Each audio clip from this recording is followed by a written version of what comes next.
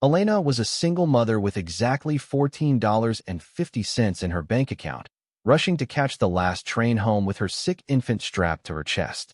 She was tired, she was broke, and she was terrified of the future. But when she heard a strange, heartbreaking sound coming from a dark corner of the station, she stopped. She turned around and saw an elderly couple huddled together on a metal bench, shivering violently in the freezing cold, surrounded by two suitcases. Everyone else walked past them. Everyone else ignored them. But Elena didn't. Even though she barely had enough money to buy milk for her baby, she walked up to them, asked what was wrong, and made a split-second decision to take them home. She had no idea that this single act of kindness was about to detonate a family secret, expose a criminal conspiracy, and change the trajectory of her life forever. Before we go back to the beginning of this incredible story, let us know where you are watching from in the comments. And please hit that subscribe button, because tomorrow I have a story that will absolutely shock you. The wind inside Union Station in Chicago felt almost as cold as the wind outside. It was a bitter, biting draft that cut right through Elena's thin waitress uniform. She wrapped her coat tighter around herself, trying to shield her 6-month-old son, Leo, from the chill. Leo was fussy, his forehead warm against her chest, and every time he whimpered, Elena's heart broke a little more. She checked her phone. It was 11:45 p.m. She had missed the express train. The next local wasn't coming for 40 minutes. Elena sank onto a hard plastic chair, closing her eyes for just a second. Her feet throbbed. She had just finished a double shift at the diner, serving burgers and coffee to rude customers who tipped poorly. She did the math in her head again. Rent was due in 3 days. She was short by $200. Her landlord, Mr. Henderson, had already told her that one more late payment would mean an eviction notice. She felt like she was drowning, treading water in an ocean that just kept getting deeper. That was when she heard it. It was a soft sound, barely audible over the hum of the vending machines and the distant announcement speakers. It sounded like a gasp for air, followed by a low, trembling sob. Elena opened her eyes. She looked around the nearly empty station. Most of the commuters were gone. The janitor was pushing a mop at the far end of the hall. She heard it again. Elena stood up, shifting Leo's weight. She walked toward the far corner of the waiting area, near the old ticket counters that weren't used anymore. There, sitting on a cold metal bench, was an elderly couple. They looked completely out of place. The man was wearing a suit that looked like it was from the 1970s, pressed but threadbare. He wore a fedora hat and was gripping a cane with both hands. The woman next to him was wearing a Sunday church dress and a wool coat that looked too thin for the weather. She was leaning into the man, her face buried in his shoulder, her shoulders shaking. 2 large, old-fashioned suitcases sat at their feet. Elena stopped. Her instinct, the one born of survival and exhaustion, told her to walk away. She had her own problems. She had a sick baby. She had no money. She couldn't take on anyone else's pain. But then the man looked up. His eyes were watery and red. His face was gray with exhaustion and fear. He looked at Elena, and then he looked quickly away, as if he was ashamed to be seen crying. Elena couldn't walk away. She just couldn't. She took a step closer. "Excuse me," she said softly. "Are you folks okay?" The woman lifted her head. She had kindly, soft features, but her face was wet with tears. She dabbed at her eyes with a handkerchief. "Oh, hello, dear," she said, her voice trembling. "We didn't mean to make a scene. We are fine. We are just waiting." Elena looked at the clock on the wall. It was nearly midnight. The station was closing soon for cleaning. "Waiting for who?" Elena asked. The man cleared his throat. He tried to sit up straighter, trying to reclaim some dignity. "Our son, Stephen," he said. "He dropped us off here this morning. He had to go sign the final paperwork for our new condo. He said he would be back with the van to pick us up by noon." "Noon?" Elena repeated. "Sir, it is almost midnight." The man, whose name was Walter, nodded slowly. He must have gotten held up. "Stephen is a very busy man. He is in real estate. Big deals. He said the closing on the condo at Silver Lake Estates might take a few hours." Elena felt a cold knot form in her stomach. "Silver Lake Estates?" "Yes," the woman, Margaret, piped up, a hopeful smile breaking through her tears. "It is a luxury retirement community.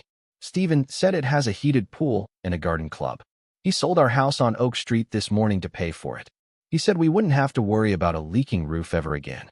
Elena shifted Leo to her other hip. She knew the area well. She took the bus past the Silver Lake area every day to get to the diner.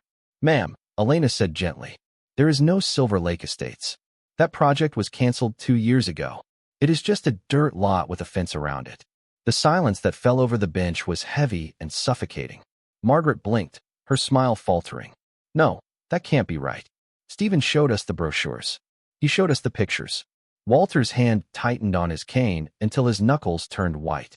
"Do you have a phone, miss?" "My battery died hours ago." Elena pulled out her cracked smartphone. She had 12% battery left. "What is the number?" Walter recited it from memory. Elena typed it in and put it on speaker. "We are sorry," the automated voice said. "The number you have reached is no longer in service." Margaret let out a sound that was half gasp, half scream. She covered her mouth with her hand. Elena hung up. She looked at the couple. They looked small. They looked broken. "He sold your house?" Elena asked quietly. "This morning," Walter whispered. "He cashed the check. He said he needed to deposit it into the Silver Lake account immediately to secure our spot. He dropped us here because he said the closing attorney didn't allow extra people in the office." "He left you here," Elena said, the realization hitting her like a physical blow. "He didn't get held up. He left you." "No," Margaret sobbed. "Not Stephen. He is a good boy. He wouldn't." 2 security guards were walking toward them from the other side of the station. They looked impatient. They were swinging their flashlights. "Folks," one of the guards boomed, his voice echoing off the tile walls. "You can't stay here. Station closes in 10 minutes. You gotta move along." Walter tried to stand up, but his legs were stiff from the cold and the long hours of sitting. He stumbled. Elena caught his arm. "Please," Walter said to the guard. "We are waiting for my son. He is not coming." "Pop," the guard said, not unkindly, but firmly. "We saw him drop you off. That was 12 hours ago. You got to go. Go to a shelter." "A shelter?" Margaret whispered, clutching her purse. Elena looked at the guards. She looked at the snow falling outside the glass doors. It was 10 degrees below zero with the wind chill. If these 2 people went to a shelter, they would be separated. Or worse, they would be turned away because the city shelters were overflowing in this weather. They would freeze to death on the sidewalk. Elena's heart hammered in her chest. She had $14. She had a tiny, drafty apartment with a strict landlord who watched the building like a hawk. But she looked at Walter's shaking hands. She looked at the terror in Margaret's eyes. She thought about the night her husband left her, taking their savings and their car, leaving her alone with a newborn. She remembered the feeling of the floor falling out from under her. She remembered praying for someone, anyone, to just stop and help her. No one did. Elena took a deep breath. "You are coming with me," she said. "What?" Walter asked, looking at her with wide eyes. "You can't stay here, and the shelters are full. I have a pull-out couch. It isn't much, but it is warm." "Oh, no," Margaret said, shaking her head. "We couldn't impose. You have a baby. We are strangers." "You are not strangers anymore," Elena said firmly. She turned to the guard. "Can you help them with their bags to the curb?" The guard looked surprised, but he nodded. Yeah, I can do that." Elena opened her rideshare app. A car to her apartment would cost $18. She had $14.50 in the bank. She bit her lip. She had a jar of quarters on her dresser at home for laundry. She would figure it out. She selected the share option to save $2, bringing the total to $12.99. The ride to her apartment was silent. The driver, a young man with headphones, didn't ask questions. In the back seat, Margaret held Walter's hand so tight her fingers looked blue. Elena sat in the front, staring out the window, wondering if she had just made a terrible mistake. She was barely surviving. How could she save 2 drowning people when she couldn't even swim herself? They arrived at her building, a rundown brick structure on the south side of the city. The elevator was broken, of course. "We have to walk up," Elena said apologetically. "It is the 3rd floor." Walter nodded, determined. He insisted on carrying one of the suitcases even though he was wheezing by the 2nd flight. Elena carried Leo and the other bag. When they got inside her apartment, Elena quickly kicked a pile of dirty laundry behind the door. The apartment was tiny, just a main room with a kitchenette and a small bedroom in the back where she and Leo slept. She turned on the heat, praying the radiator wouldn't clank too loudly. "Sit," Elena said, pointing to the worn-out beige sofa. "I will make tea." She went to the kitchen. She realized she only had 2 tea bags left. She brewed them and gave the cups to Walter and Margaret. She drank hot water with a slice of lemon. "Thank you," Margaret whispered, holding the cup with both hands to warm them. "You are an angel." "I am not an angel," Elena said, sitting on the coffee table because there were no other chairs. "I am just a mom who knows what it is like to be left behind." They talked for a little while. Elena learned that Walter had been a carpenter for 40 years and Margaret had worked in a school cafeteria. They had raised Stephen in a house they built themselves. They told her about Stephen's gambling problems in his 20s, how they thought he had recovered. They realized now, sitting in a stranger's apartment, that he had never recovered. He had just gotten better at lying. It was 2 a.m. when Elena finally pulled out the sofa bed. It was thin and lumpy. She found an extra blanket in the closet. "Try to sleep," she said. "We will figure this out in the morning." She went into her bedroom and laid Leo in his crib. She collapsed onto her own bed, still wearing her uniform. She stared at the ceiling. She had saved them for tonight. But what about tomorrow? What about the rent? What about the food? She had half a loaf of bread and 3 eggs in the refrigerator. She fell asleep to the sound of Margaret crying softly in the other room. The next morning, the sun was bright and cold. Elena woke up with a start. It was 8 a.m. She didn't have to be at work until noon, but Leo was crying. She rushed to the crib, picked him up, and walked into the living room. She froze. The living room was empty. The sofa bed was folded back up. The blankets were folded neatly in a stack. Panic surged through her. Had they left? Had they gone back to the station? Then she smelled it. Coffee. And something else? Bacon? She walked into the tiny kitchenette. Margaret was standing at the stove, wearing an apron she must have pulled from her suitcase. Walter was under the sink, his head and shoulders inside the cabinet. "Good morning, dear," Margaret chirped. She looked tired, her eyes were puffy, but she was smiling. "I hope you don't mind. I found some flour and baking powder in the back of the pantry.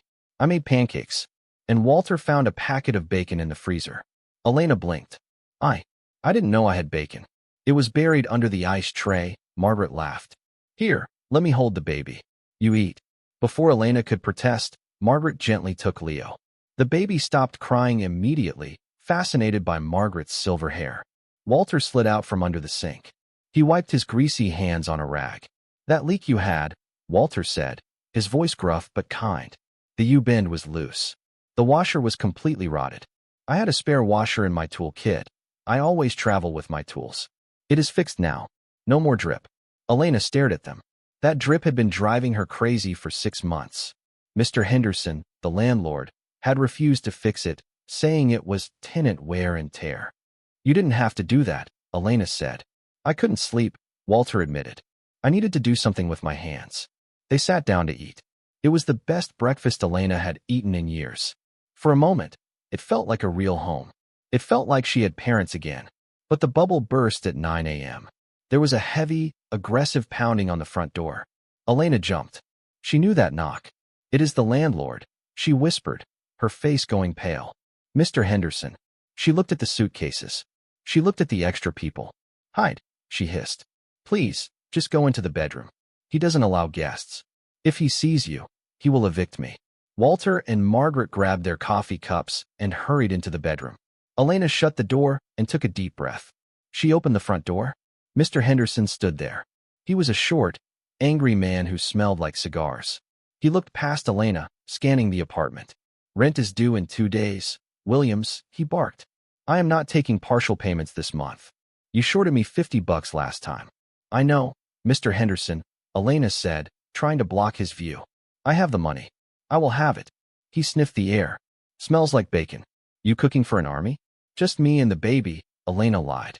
He narrowed his eyes. He stepped forward, pushing past her into the room. He looked at the folded blankets on the couch. He looked at the 2 large suitcases sitting near the door that they hadn't had time to hide. "Going somewhere?" he asked, pointing at the bags. "No, I was organizing the closet." Mr. Henderson walked over to the suitcases. He looked at the luggage tags. "Walter Thompson. Margaret Thompson." He turned to Elena, his face turning red. "Who are they?" Elena's heart hammered against her ribs. "They are my aunt and uncle. Visiting." "You are a liar," Henderson spat. "I saw you come in last night on the security camera. You brought 2 strays in here. I told you when you signed the lease. Single occupancy plus child. No subletters." No squatters. They are not squatters. Elena argued. They are just staying for a day or two. They have nowhere to go. Not my problem, Henderson yelled. This isn't a homeless shelter, Williams. You are violating the lease. He marched to the door. Get them out. You have 24 hours. If I come back tomorrow morning and see one suitcase, one extra toothbrush, or one old person, you are all out on the street. Do you hear me? Eviction. Immediate. He slammed the door so hard the pictures on the wall rattled. Elena stood there, shaking. She felt like she was going to throw up. She had tried to do a good thing, and now she was going to lose the only roof she had over her head. The bedroom door creaked open. Walter and Margaret stepped out. They had heard everything. We will go, Walter said, his voice heavy with defeat. We will pack up now. We won't let you lose your home for us. No, Elena said. She turned to face them. She saw the fear in their eyes. She saw the same fear she felt every day. No, she repeated, stronger this time. He gave us 24 hours. We are taking the 24 hours. You are not going back to the station. Not today. But Elena, Margaret started. I am going to work, Elena said, grabbing her apron. I need to make tips. I need to buy food. You stay here. Don't answer the door for anyone. Please, just trust me. She left them there, standing in the middle of the living room, looking like ghosts in a stranger's house. Elena's shift at the diner was a nightmare. She was distracted. She dropped a tray of water glasses. She mixed up orders. Her manager yelled at her. She made $40 in tips, not nearly enough to solve any of her problems. All day she worried. What if Henderson came back? What if Stephen showed up? What if they stole her things? She hated herself for that last thought. They were good people. She knew it in her gut. But she had been burned so many times before. When she finally walked back up the 3 flights of stairs to her apartment that evening, her legs felt like lead. She dreaded opening the door. She expected to find it empty again. Or worse, to find the locks changed. She unlocked the door and pushed it open. She stopped. The apartment was different. The loose floorboard in the hallway that she always tripped over, it was nailed down tight. The cabinet door that hung on one hinge, fixed. The pile of laundry she had kicked behind the door, it was washed, folded, and stacked neatly on the couch. And the smell. It smelled like roast chicken and rosemary. Walter and Margaret were sitting at the small kitchen table. Leo was in his high chair, giggling as Margaret made funny faces. Welcome home, dear, Margaret said, standing up. You did the laundry? Elena asked, dropping her bag. I had to earn my keep, Margaret said. And Walter fixed the window sash. It won't rattle in the wind anymore. Elena looked around. Her tiny, broken apartment felt warmer. It felt safer. They sat down to dinner. Walter told stories about the houses he used to build. He talked about the importance of a strong foundation. If the foundation is good, Walter said, looking at Elena, the house can survive any storm. You have a good foundation, Elena. You are strong. For the first time in months, Elena didn't feel alone. She realized that she needed them just as much as they needed her. She needed help with Leo. She needed someone to fix the things she couldn't. She needed parents. Maybe, she thought, we can make this work. Maybe I can convince Henderson. But just as she was allowing herself to hope, a blinding blue light flashed through the living room window. Elena stood up and walked to the window. A police cruiser was parked directly in front of the building, and behind it was a sleek, black luxury sedan. Elena watched as a police officer got out of the cruiser. Then, a woman stepped out of the black sedan. She was tall, wearing a sharp business suit and heels that looked like they cost more than Elena's car. She looked angry. She looked powerful. She pointed up at Elena's window and shouted something to the officer. Walter joined Elena at the window. He looked down. He gasped. Oh no, Walter whispered. Who is it? Elena asked. Is it the landlord? No, Walter said, his voice trembling with a new kind of fear. That is Brenda, our daughter. Your daughter? Elena asked. The one who lives in Boston? She is here, Margaret said, coming to the window, clutching her chest. Why is she here? She never visits. The buzzer on the apartment intercom screamed. Elena pressed the button. Yes? Police, a deep voice boomed. We have a report of a kidnapping at this address. Open the door immediately. Kidnapping? Elena looked at the elderly couple. She thinks you stole us, Walter realized, his face going pale. She thinks you are holding us hostage for our pension. Elena backed away from the window. She looked at the door. She had let these strangers in to save them. Now, it looked like she was the villain. And she knew, With a sinking feeling in her gut that rich women in black sedans usually won against waitresses with empty bank accounts. "Open up," the police officer shouted, pounding on the door downstairs. Elena looked at Walter and Margaret. They didn't look like they wanted to be rescued. They looked terrified of their own child. "Don't let her take us," Margaret whispered, grabbing Elena's hand. "Please. She wants to put us away. She calls it assisted living, but she means a prison." Elena looked at the door. She looked at Leo. She looked at the couple who had fixed her home and held her child. She unlocked the door. "I won't let her take you," Elena promised. But as the heavy footsteps thundered up the stairs, Elena knew that this was a fight she might not be able to win. The door to the apartment flew open before Elena could even unlock the chain. The police officer had used a master key the landlord must have given him. Two uniformed officers stepped into the tiny living room, their hands resting near their belts, filling the small space with an intimidating energy. Behind them walked Brenda. She was exactly as Walter had described, but colder. She wore a tailored black coat that probably cost more than Elena made in a year. Her hair was pulled back, so tight it looked painful. She scanned the apartment. The peeling wallpaper, the worn-out sofa, the baby toys on the floor, and curled her lip in pure disgust. "Oh my God," Brenda whispered, stepping over a rattle. "It is worse than I thought. It is a squalor." "Brenda?" Margaret said, standing up from the kitchen table. Her voice was shaking. "What are you doing here?" Brenda didn't even look at her mother. She pointed a manicured finger directly at Elena. "That is her," Brenda said to the officers. "That is the woman who lured them here. I want her arrested for kidnapping and financial elder abuse." "Kidnapping?" Elena stammered, holding her hands up. "I didn't kidnap anyone. I found them at the train station. They were freezing." "Lies," Brenda snapped. "My parents have significant assets. My brother Stephen set them up in a luxury community. You must have intercepted them, confused them, and dragged them to this rat hole to drain their accounts. Stephen stole their money." Elena shouted, her anger rising over her fear. "He didn't set them up anywhere. He dumped them at Union Station and disconnected his phone. Check the records." "My brother is a respected real estate developer," Brenda scoffed. "He would never do that. You are clearly manipulating them. Look at them." She finally turned to Walter and Margaret. "Dad, get your things. We are leaving. I have a car waiting to take you to the Golden Horizon facility. It is safe there. Doctors. Security." "No," Walter said. He stood up. He was leaning on his cane, but he stood tall. "We are not going with you, Brenda. We are staying here." Brenda rolled her eyes. "Officer, they are clearly not in their right minds. This woman has drugged them or brainwashed them. I have power of attorney paperwork filed in Boston. I have the right to remove them for their own safety." One of the officers stepped forward. He looked at Elena, then at the elderly couple. "Sir, ma'am, are you here against your will?" the officer asked Walter. "Absolutely not," Walter said firmly. "This woman saved our lives. Our son abandoned us. Our daughter," he gestured to Brenda, "couldn't be bothered to call us for 6 months until she thought her inheritance was at risk." Brenda's face turned bright red. "That is the dementia talking. Officer, if you leave them here with this waitress who has $14 in her bank account." "Yes, I ran a background check on you. You are negligent. She cannot care for them." The officer looked conflicted. It was a mess. On one side, a wealthy, well-dressed daughter with legal threats. On the other, a broke single mom and 2 stubborn seniors. "This is a civil matter," the officer sighed. "We can't drag them out if they don't want to go, ma'am. Not without a court order." Brenda glared at Elena. Her eyes were like ice.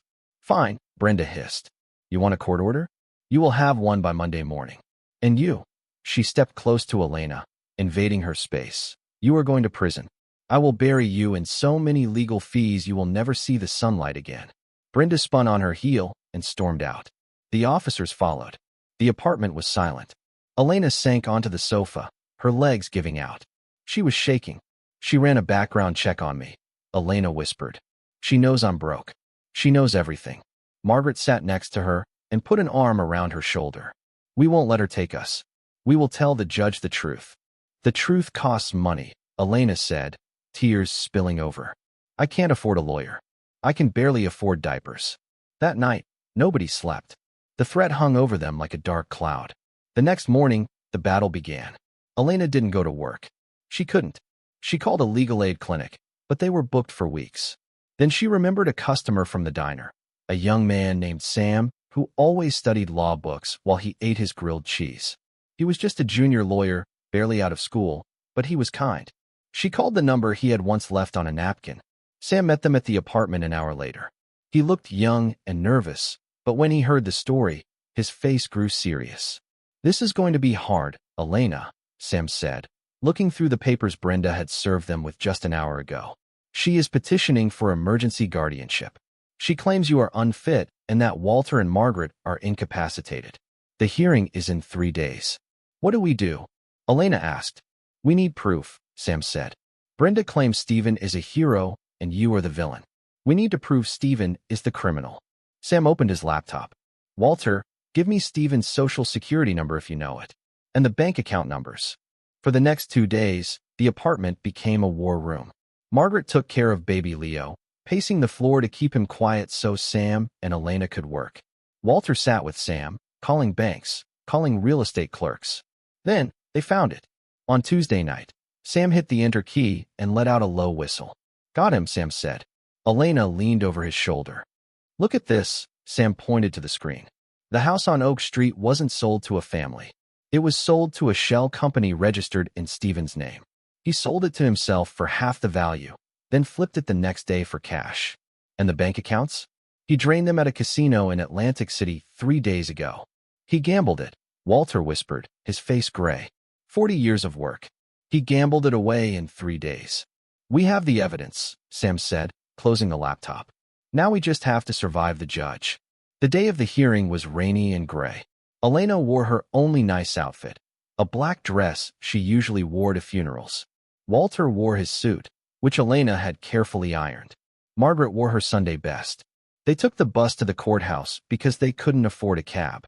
Inside the courtroom, Brenda was sitting at the plaintiff's table with a team of 3 lawyers. They looked like sharks in expensive suits. The judge, a stern woman with glasses named Judge Patterson, called the court to order. Brenda's lawyer stood up first. He didn't hold back. "Your Honor," the lawyer began, pacing the floor. "This is a clear case of predation. Elena Rodriguez is a single mother with significant debt. She has a history of late rent payments. She found 2 confused, wealthy elderly citizens at a train station, and, instead of calling the police, she lured them to her 1-bedroom apartment. Why? To gain access to their social security checks." He pointed at Elena. "She is unfit to care for a child, let alone 2 seniors with medical needs. She lives in squalor. We are asking the court to grant immediate guardianship to their daughter, Brenda, who can provide professional care in a secure facility." Elena shrank in her seat. It sounded so bad when he said it like that. She looked at her hands, which were rough from scrubbing tables. She felt small. She felt poor. Then it was Sam's turn. He stood up, his suit slightly ill-fitting. "Your Honor," Sam said, his voice shaking a little. "We aren't here to talk about Elena's bank account. We are here to talk about why Walter and Margaret were at that train station." Sam walked to the bench and slapped down a stack of papers. "This is the police report from Atlantic City. Stephen Thompson, their son, was arrested last night for fraud and grand larceny. He confessed to stealing $400,000 from his parents and abandoning them in the cold." A gasp went through the courtroom. Brenda stood up. "That is a lie. My brother is a businessman." "Sit down, Ms. Thompson," the judge snapped. She looked at the papers. Her expression darkened. "So," Sam continued, "the biological family stole their fortune and left them to die. The daughter," he gestured to Brenda, "didn't call them for 6 months. And Elena, the predator? She spent her last $20 to give them a warm bed. She gave them a home." Sam turned to the judge. "But don't take my word for it. Ask them." Walter stood up. He walked slowly to the witness stand, leaning heavily on his cane. "Mr. Thompson," the judge asked gently, "do you understand where you are?" "I do," Walter said. His voice was strong. "I am in a room full of people who think money makes you a good person." He looked at Brenda. "Brenda, you want to put us in a home so you don't have to worry about us. You don't want to take care of us. You just want to make sure we don't embarrass you." Then he looked at Elena. Elena was holding her breath, tears streaming down her face. "When we were shivering on that bench," Walter said to the room, "hundreds of people walked by. Rich people, busy people. They looked right through us." Elena stopped. She had nothing to give, but she gave it anyway.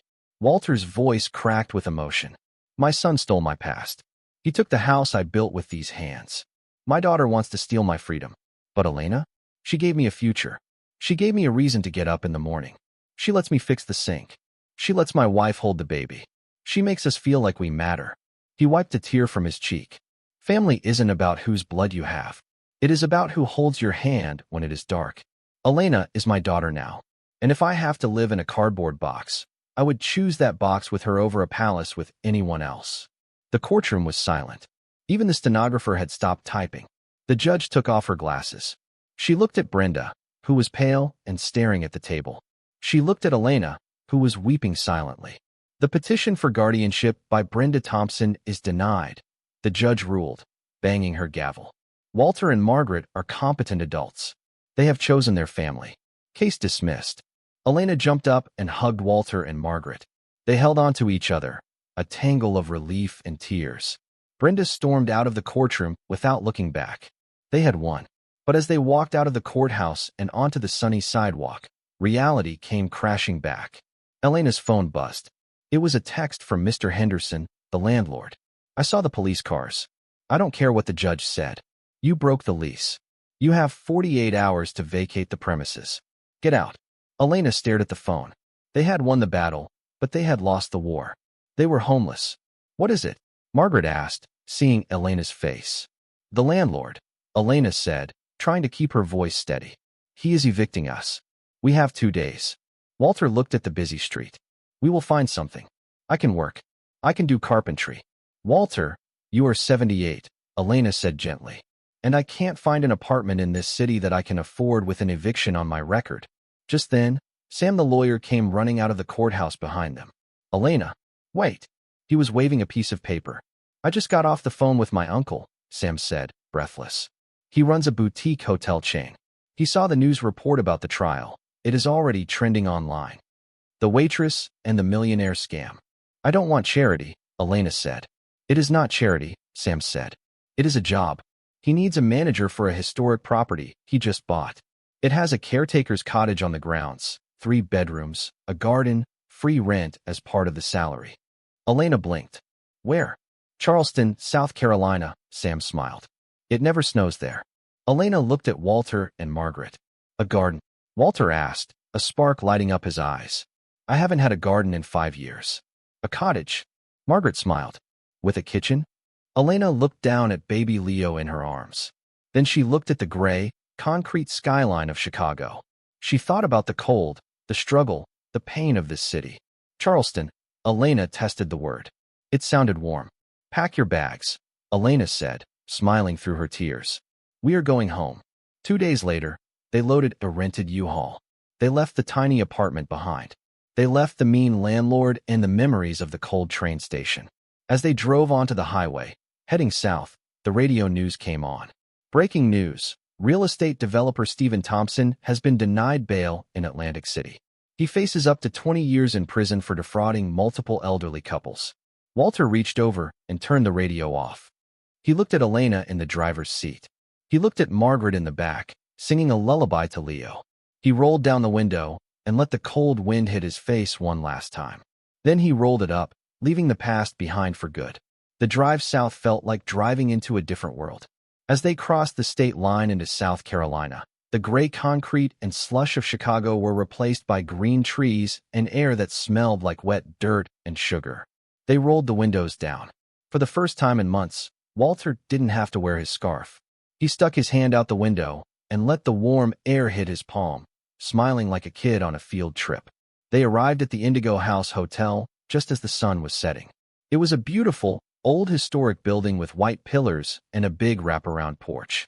And behind it, tucked away under a massive oak tree covered in moss, was the caretaker's cottage. It was small, but it was perfect. It had peeling yellow paint and a porch swing that squeaked, but to Elena, it looked like a castle. Walter got out of the truck and immediately walked over to the porch. He kicked the bottom step. Wood rot, Walter announced, but he was grinning. I can fix this. I can fix all of this. Margaret walked into the kitchen. It was twice the size of the one in Chicago. She ran her hand over the counter. Look, Elena, she whispered. A window over the sink. I can watch the birds while I do the dishes. They settled in. Life in Charleston was slow and sweet, like molasses. Elena worked as the manager of the hotel. It was hard work, but she was good at it. She organized the staff, handled the bookings, and charmed the guests. The owner, Sam's uncle, was thrilled. He told her she was a natural. But the real magic was happening back at the cottage. Walter turned the overgrown backyard into a paradise. He planted tomatoes, peppers, and rows of colorful flowers. He built a workshop in the shed and spent his days sanding wood and fixing furniture for the hotel. He wasn't just an old man anymore. He was the Mr. Fix-It of the property. The guests loved him. Margaret became the grandmother to the whole neighborhood. She baked pies, peach, apple, pecan, and left them on the porch to cool. Leo, who was now toddling around on chubby legs, followed her everywhere. His first word wasn't mama or dada. It was Nana. When he said it, Margaret cried. She picked him up and spun him around, burying her face in his neck. For 2 years, life was perfect. It was the kind of peace Elena had never known. She forgot about the cold train station. She forgot about the fear. But then, the smoke alarm went off. It was a Tuesday evening. Elena was still at the hotel office closing out the accounts. Walter had decided to surprise Margaret for her 79th birthday by cooking a steak dinner. But Walter was a carpenter, not a cook. He had turned the heat up too high, and a cloud of black smoke billowed out of the cottage windows. Elena saw the smoke from the hotel lobby. Her heart stopped. She ran across the lawn, screaming. By the time she got there, a fire truck was already pulling into the driveway, sirens blaring. A firefighter jumped out of the truck. He was tall, with broad shoulders and kind eyes that crinkled at the corners. He was wearing heavy turnout gear. "Stay back, ma'am," he shouted. "My family is inside."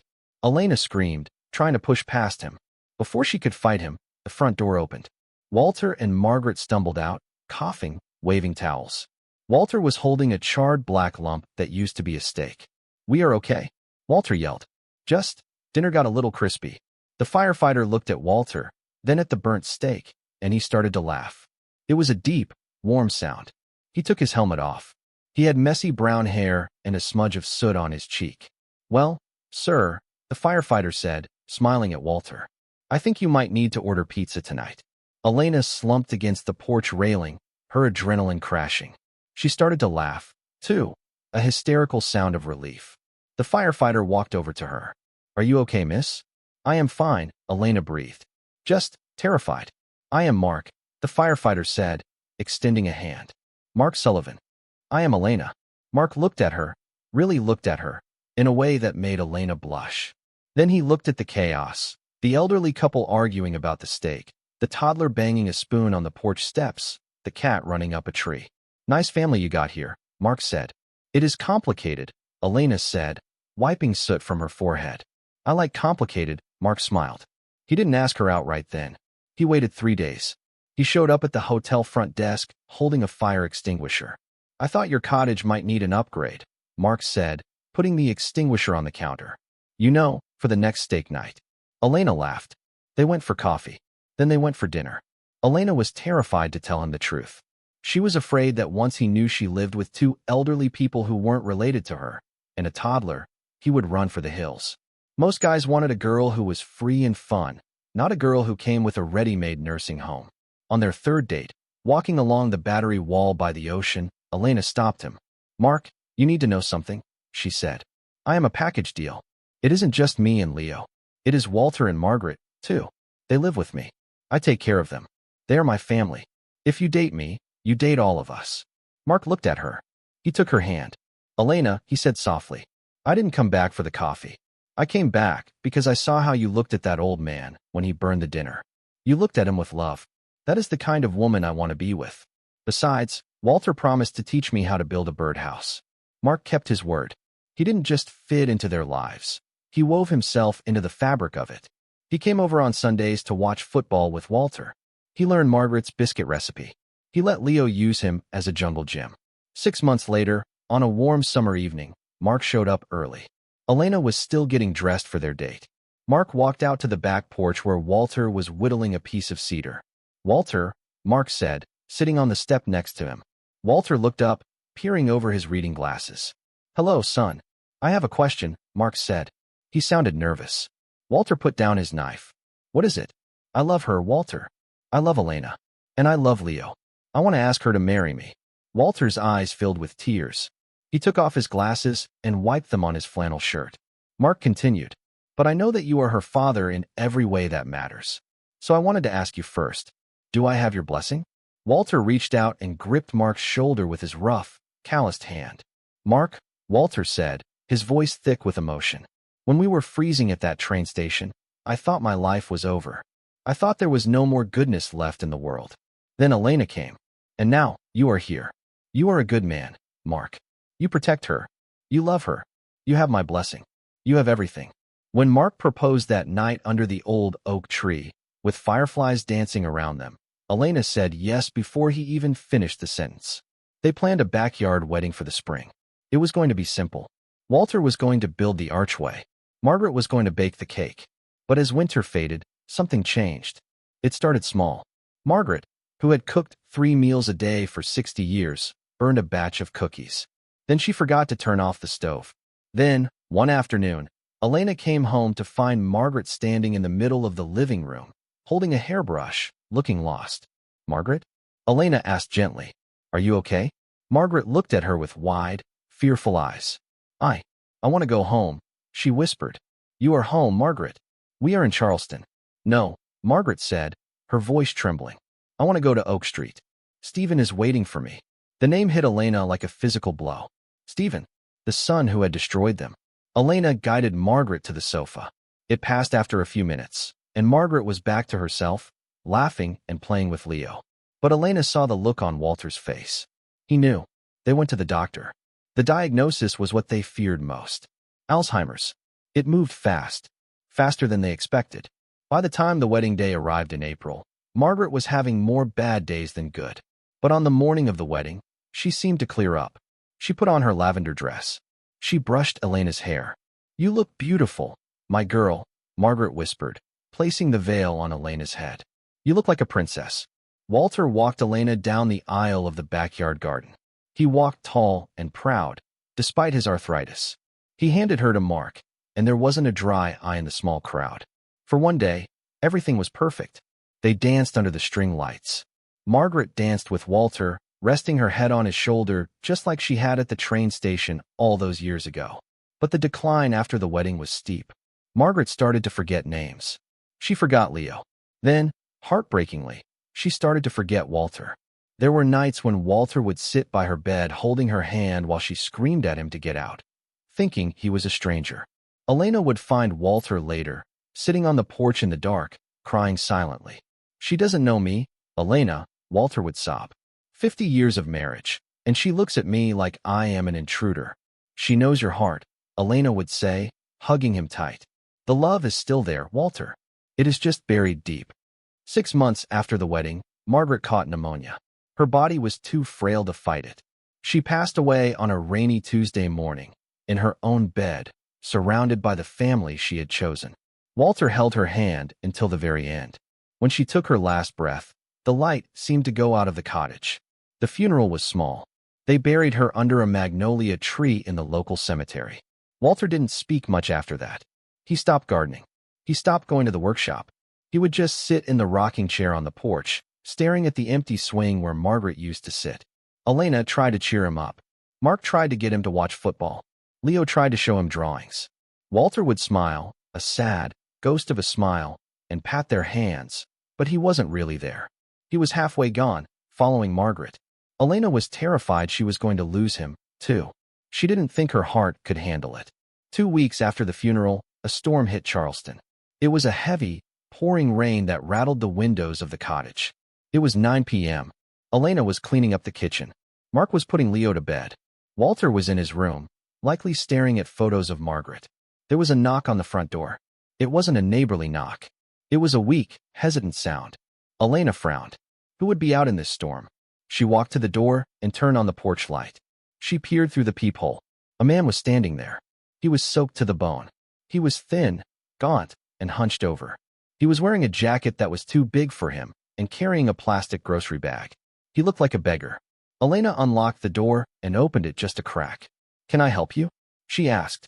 The man looked up. His face was ravaged by age and hard living. But his eyes. Elena knew those eyes. She had seen them in an old photo album Walter kept under his bed. The man shivered. Water dripped from his nose. "Elena?" he rasped. His voice was broken, like gravel. Elena froze. She gripped the door handle so tight her knuckles turned white. She recognized him. It had been years. He looked 20 years older than he should. But it was him. It was Stephen, the son who had sold his parents' house. The son who had abandoned them at a train station in the freezing cold. The son who had stolen their life savings and gambled it away. Rage, hot and blinding, surged through Elena. "You," she hissed. "I know," Stephen whispered. "I know I shouldn't be here." "Get out," Elena said, her voice shaking. "Get off my porch before I call the police. You have 5 seconds. Please," Stephen begged. He didn't move. He just slumped against the doorframe. "I just got out." Compassionate release. "I have nowhere to go. I am sick, Elena." "I don't care," Elena spat. "You died to this family the night you left them on that bench. Margaret is dead. You missed it. You missed everything." Stephen flinched. "Dead?" he whispered. "Mom is dead. 2 weeks ago," Elena said cruelly. "She died loved. No thanks to you. Now leave." She started to slam the door. "Wait." A voice called out from behind her. Elena turned. Walter was standing in the hallway. He was wearing his pajamas. He looked frail, holding onto the wall for support. He was staring at the man on the porch. "Walter?" Stephen choked out. "Dad." Walter didn't move. He stared at the son who had destroyed his life. The son who had turned him into a homeless pauper. The son who had broken Margaret's heart. Elena stepped in front of Walter. "Walter, go back to bed. I am handling this. Mark is calling the cops." "No," Walter said. His voice was quiet, but it had a strange strength to it. Walter walked past Elena. He walked to the open door. He looked at Stephen.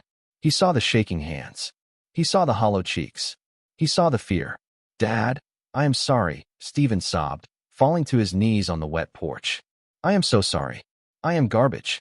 I know I am garbage. Just let me see you." Walter looked down at him. The silence stretched for an eternity. The only sound was the rain hitting the roof. Elena waited for Walter to yell. She waited for him to spit on this man. She waited for the justice that Stephen deserved. But Walter sighed. It was a long, heavy sigh that seemed to release years of anger. He reached down. He took Stephen's arm. "Get up," Walter said softly. "You are getting the floor wet." "Walter, no," Elena cried. "He is a criminal. He is my son," Walter said, looking at Elena. "But he left you. He ruined you." "I know," Walter said. He looked at Stephen, who was weeping uncontrollably now. "And I hated him for a long time, Elena. I hated him every day for 5 years. But hating him didn't bring the money back. And hating him won't bring Margaret back." Walter pulled Stephen into the house. "Margaret used to pray for you every night," Walter told Stephen. "Even after everything. She never stopped being your mother. And if I turn you away now, in the rain, then I am no better than you were that night at the station." Walter looked at Elena. His eyes were sad but clear. "I learned about grace from a stranger at a train station, Elena. You took me in when I was nothing but a burden. You taught me that nobody is beyond saving. Don't make me unlearn that now." Elena felt the tears running down her face. She hated Stephen. She wanted to scream. But she looked at Walter, the man who had become her father, and she saw the peace in his face. He wasn't doing this for Stephen. He was doing it for himself. He was refusing to let the bitterness kill the last bit of light he had left. Elena stepped back. "There are towels in the hall closet," she whispered, "and there is leftover soup in the fridge." She walked away, leaving the father and the prodigal son standing in the hallway, dripping water onto the floorboards that Walter had fixed with his own hands. The next morning, the sun came up over Charleston, but the air inside the caretaker's cottage felt heavy and gray. Elena walked into the kitchen to find a stranger sitting at her table. Stephen was hunched over a cup of coffee, his hands shaking so badly that the liquid was sloshing over the rim. He looked like a skeleton draped in loose skin. His skin was yellow, his eyes sunken and dark. Walter was sitting across from him, eating toast. It was a surreal sight.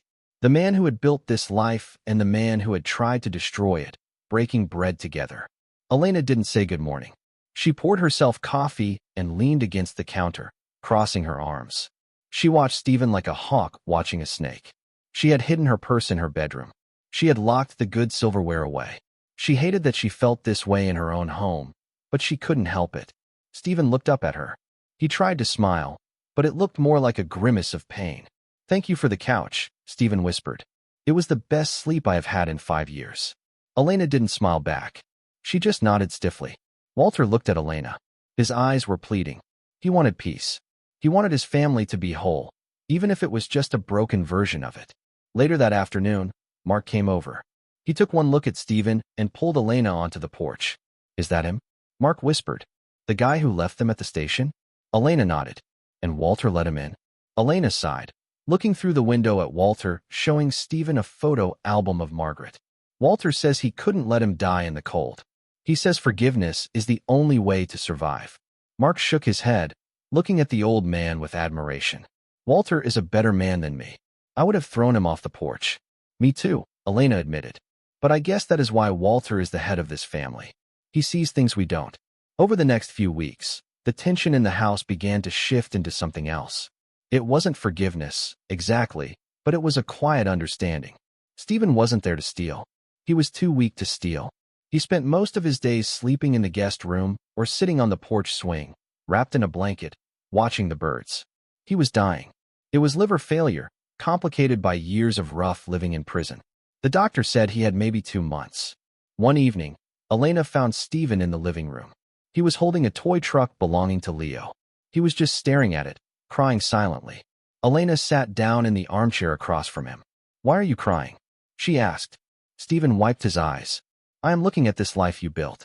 The garden, the warm house, the kid. This is the life I should have given them. I had the money. I had the job. I could have bought them a palace. But I was so greedy. I wanted more. And now, I have nothing. And you have everything." He looked at Elena. "You deserve it," he said. "You are the daughter they deserved. I am just the mistake they made." Elena felt her anger soften, just a fraction. He wasn't a monster anymore. He was just a sad, dying man full of regret. "You can't change the past, Stephen," Elena said. "But you are here now. Walter is happy you are here. Don't waste these last weeks hating yourself. Just be his son. That is all he wants." Stephen nodded slowly. He put the toy truck down. From that day on, Stephen tried. He was too weak to work, but he would sit in the workshop while Walter sanded wood, just talking. They talked about baseball. They talked about fishing trips they took 40 years ago. They didn't talk about the money. They didn't talk about the train station. They just talked about the good things. 6 weeks after he arrived, Stephen passed away in his sleep. Elena found him in the morning. He looked peaceful. Walter didn't cry the way he had cried for Margaret. He sat by the bed for a long time, holding Stephen's cold hand. "He didn't die alone," Walter whispered to Elena. "That was my biggest fear. That my boy would die alone in a cell or under a bridge. He died at home." Walter looked up at Elena, his eyes wet. "Thank you, Elena. Thank you for letting him stay. You gave me peace." They buried Stephen in a small plot near the edge of the cemetery, far from Margaret, but close enough that Walter could visit both. After Stephen was gone, a quiet peace settled over the cottage. It was just Elena, Mark, Leo, and Walter again.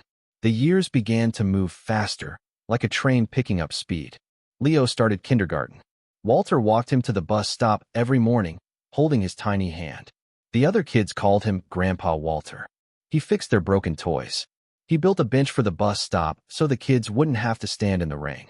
Elena and Mark worked hard. The hotel was thriving. They saved money. They fixed up the cottage until it looked brand new. But time was taking its toll on Walter. His walk became slower. His hands, once so steady and strong, began to shake. He couldn't hold the hammer anymore. He spent more time in the rocking chair and less time in the workshop. One afternoon, when Leo was 10 years old, he came running home from school with a black eye. A bully had pushed him down. Walter was sitting on the porch. He waved Leo over. "Come here, son," Walter said. Leo wiped his tears. "I hate him, Pop Pop. I want to hit him back." Walter pulled Leo into a hug. He smelled like sawdust and peppermint, a smell that Leo would remember for the rest of his life. "Fighting is easy, Leo," Walter said gently. "Hitting back is easy. You know what is hard?" "What?" Leo asked. "Helping someone when you want to hurt them," Walter said. "Being kind when the world is mean." Walter pointed to the garden, where the tomatoes were ripe and red. "Your mama found me when I was broken. She could have walked away. The world told her to walk away. But she didn't. That is real strength, Leo. Real strength isn't a fist. It is an open hand. Leo nodded, leaning his head on Walter's shoulder. Walter looked out at the garden. He looked tired.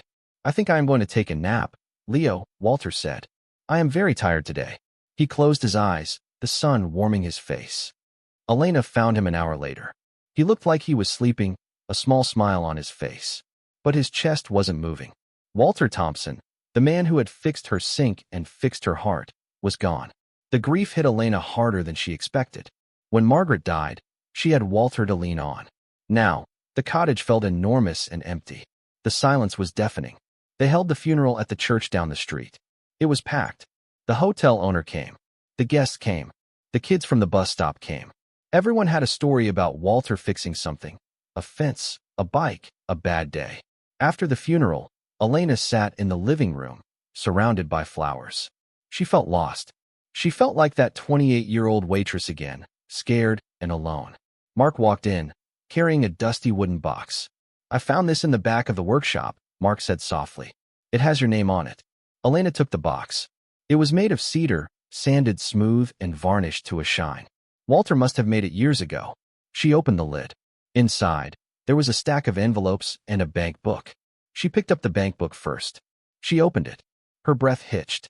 The balance was $42,000. Elena gasped. How did he get this? She looked at the deposit log. Every week for 12 years, there was a deposit. $50 here. $20 there. Money he made from fixing furniture for the hotel guests. Money he made from selling vegetables at the market. Money he made from carving little wooden birds. He hadn't spent a dime on himself. He had saved every single penny. She picked up the letter on top of the stack. It was written in Walter's shaky handwriting. My dearest daughter Elena, if you are reading this, I have gone to see Margaret. Don't be sad. I have missed her very much. I know you worried about money. I know you worried about taking care of two old folks who weren't your blood. You never asked for a penny, and you never complained. I wanted to leave you a fortune. I wanted to give you the world, because you gave me my life back. But this is all I could scrape together. It isn't much, but I hope it helps with Leo's college. I hope it buys you some peace. You saved me, Elena. That night at the station, I was ready to give up. I felt like trash. But you looked at me, and you saw a father. You saw a human being. Thank you for letting me be Leo's grandpa. Thank you for the garden. Thank you for the biscuits. Love always, Pop Pop. Elena pressed the letter to her chest and wept. She cried until she had no tears left. He thought $40,000 wasn't much. To her, it was a fortune. But the money wasn't the point. The point was the time. The point was the deposits, week after week, year after year. A silent act of love from a man who wanted to protect her even after he was gone. 5 years later, Elena stood on the platform of Union Station in Chicago. She had come back for a visit to show Leo, who was now 15, where she used to live. They were waiting for the train to take them to the airport to fly back home to Charleston. It was winter again. The wind was howling outside. The station looked exactly the same. The same vending machines. The same cold metal benches. Elena looked at the corner where she had found them. She could almost see them, Walter in his fedora, Margaret in her Sunday coat, huddled together, terrified and alone. She squeezed Mark's hand. She put her arm around Leo. Mom, look, Leo said, pointing. Over by the entrance, a young girl was sitting on a suitcase. She looked about 18. She was crying, shivering in a thin jacket, looking at her phone like she was waiting for a call that wasn't coming. People were walking past her. Businessmen in suits. Tourists. Nobody stopped. Elena felt that pull in her chest. That familiar tug of destiny. She looked at Mark. He smiled and nodded. Elena let go of their hands. She walked across the station floor. Excuse me? Elena said softly, stepping into the girl's line of sight. The girl looked up, startled. Her eyes were red and swollen. Are you okay? Elena asked. The girl shook her head. I missed my bus. And I lost my wallet. I don't know what to do. Elena smiled. It was the smile Margaret had given her. It was the smile Walter had given her. It was the smile of someone who knew that the only way to survive the cold is to share your warmth. Elena reached into her purse. She pulled out a warm scarf she had just bought. She wrapped it around the girl's shoulders. Don't worry, Elena said. We are going to figure this out. You are not alone. As she helped the girl up, Elena felt a warmth spread through her chest. It wasn't the heat of the station. It was the legacy. It was the blueprint Walter and Margaret had left behind. Family isn't just who you are born with. It is who you find in the cold. It is who you choose to bring into the warmth. And as long as Elena was alive, nobody was going to freeze on her watch.